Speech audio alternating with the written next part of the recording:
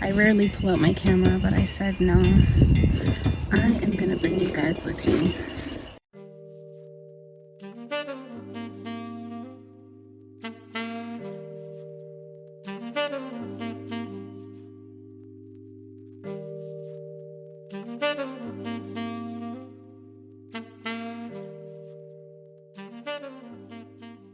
My name is Kwame. Divine Azuma Nawe. All four names. But I prefer using Kwame because I was born on a Saturday, and as African or as a Ghanaian, immediately you were born on a particular day, you already have a name. And these names are so powerful to our ancestors back in the days before they were changed into other names. I'm going to be your side guide here in Asimansu Slave Market and the Riverside, aka the Last Bar. But before we start the tour, in the memories of our lost ancestors, those who lost their lives from the hinterlands to get to this place, from here to the Cape Coast dungeons, Elmina dungeons, all the way to the Christian Ball Castle, and then through the Middle Passage to the unknown world. A lot of them died before they got there. On the plantations, a lot of them had to sacrifice their own lives for their brothers to survive to see the next day light. If this wouldn't be a problem to you all, I would like us to have a minute of silence in the memories of our lost ancestors. After that, I will say, may their souls rest in perfect peace. We could either respond by saying Ashe or Amen. So please, let's have a minute of silence.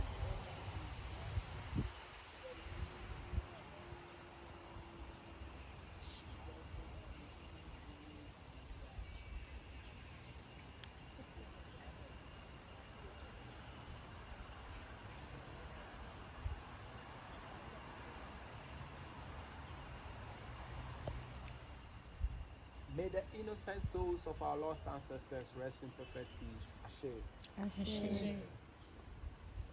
Once again, I welcome you by saying Akwaba to Asimansu Slave Market in the Riverside. An awareness of our past is essential to the establishment of our personalities and our identities as Africans. And then Marcus Messiah Garvey Jr. He stated that we should emancipate ourselves from mental slavery. None but our own selves will free our own minds. And then from the proverbs in Africa, typical among the Togolese, and then the Voltarians of Ghana, and also those from Benin, they stated that until the tales of the hunt is told by the lion, the hunt will always glorify the hunter. In other words, until the lion starts to tell each side of the story of how the hunt went, the hunter will always jubilate and then write the story to befit his status. As Africans, our ancestors were held captives, sent out of their own continent into a new world. They have lived there under the brutalities of their enslavers. They've been there, fought for their own freedom for several years until they got it. But it wasn't freedom anyway. They had to go through a lot of things.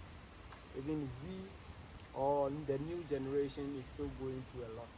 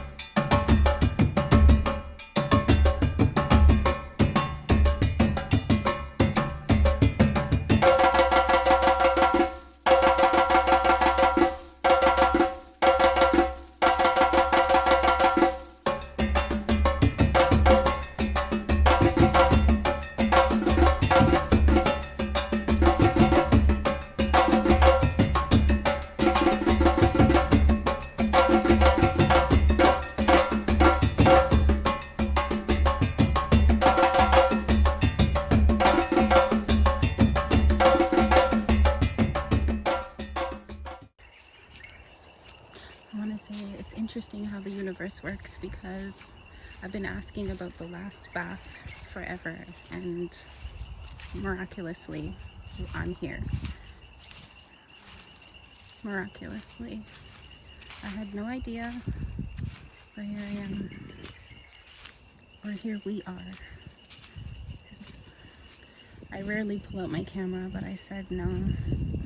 I am gonna bring you guys with me.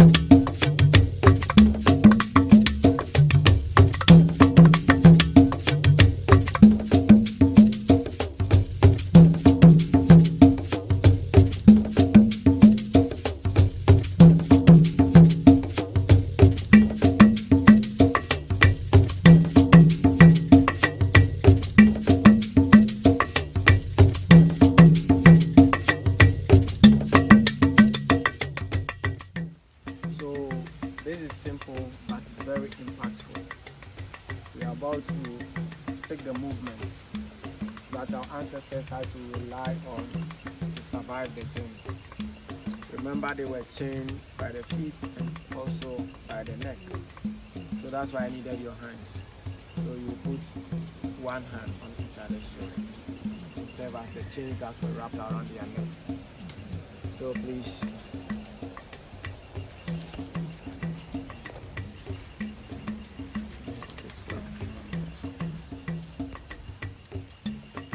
So we are going to do this. And then once the hands are on each other's shoulder, put your left feet one step ahead. Just one step. You are already in the motion. Okay. Left. So now we are going to move the right, but it shouldn't be too fast. It shouldn't be too slow. I want you to move it. You see, the position is like this because her left feet is attached to all of you. So when she moves, you have to move with her. If you don't, she will fall on the face. And once she goes forward, this is going to pull you all with her. So we are going to do it. We need to trust in each other. Yeah, you can peep to look at each other's feet to walk. But I will tell you something. If you look down, you pull the chain. Yeah, so you look at your brother in front of you. You trust that she is going to move. Then you also raise it and then step. So you move systematically. That's how it was with them to make the journey. So we are also going to do same. So that's why it's very simple but impactful. We need to do it so that we get the feeling of how they had to walk to get to this place. So please, let's go. Right? Nice. Keep going. Keep going. Yes. Move it. Yes.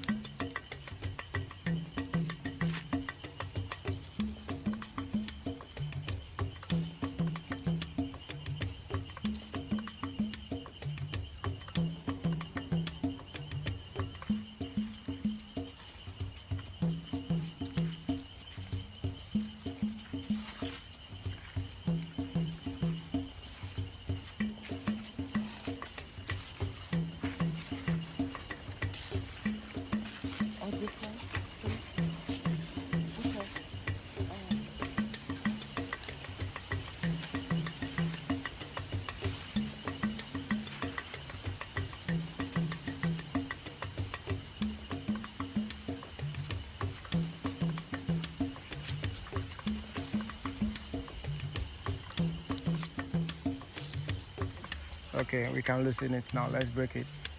Yes, that's good. At least you have an experience now. You now know how they have to walk. You now know how they had to walk for over 300 miles to get to this place. And just this little one, you are so much in some kind of agony. You're finding it difficult to move. Some people had to wait, and then before the first person moves, and then they raise it. When you waste too much time, you pull the group back because you are going to stop, and they are going to try to move, and then you get them back. When they come back, you all will fall. So they have to maintain trust in the one in front of them. The one in front of you also have to trust the other person, to the first person. Then they have to keep moving. This is very simple, but it shows how they trusted in each other to move to get to this place. And then even when they got there, the trust never broke. They still kept it among them. So we are here now at the slave land. Down here we have the rivers. The whole perimeter was used back then as the auction center. After camping them there, they moved them here to take their bath, wash them. Then we have the rivers. We have one called the non-consume or the slave river. It has its source from this community, going up from the mountain, then passing by through this place. Then we have one also flowing from the other end, called the Oche River. Literally, it means the river that drowns. Yes, today we are at the lowest level of it, but when it rises, it's very dangerous. Nothing stands each way. It gets anything out of each way before you notice. So here was where our ancestors walked to go and take their bath in there. They were still in the chains and shackles. A cannonball was added to the chains around their ankles to help keep them still in the river, to prevent them from escaping. They were not allowed to go to the other end because they believed that after this long journey and surviving to get to this place, some of them or almost all of them are now aware of how the journey is going to be at the other side. So when they allow them there, they might drown themselves willingly to die on their own land that being taken away. So they didn't allow them to go there, but rather they brought them to the peaceful and calm side so that they can take their bath. While they were doing their own thing, the slavers had to cut the bamboo long enough with the help of the leaves. They were using that to scrub them, giving them bruises all over their bodies. After that, they brought them here, lined them up for them to dry. Once they were dried up, they applied shea butter or palm oil on them, just to make them look presentable and attractive, for their buyers to come here and buy. After buying was done, they had to brand them with a hot rod with the initials made on it, forged initial, and they scored their skins with it to leave the mark there, showing that they belong to this particular group. There were people that were left in the chains that were being classified as useless commodities because they were not purchased. So they classified them as useless. For that matter, they didn't set them free, but rather they shot them.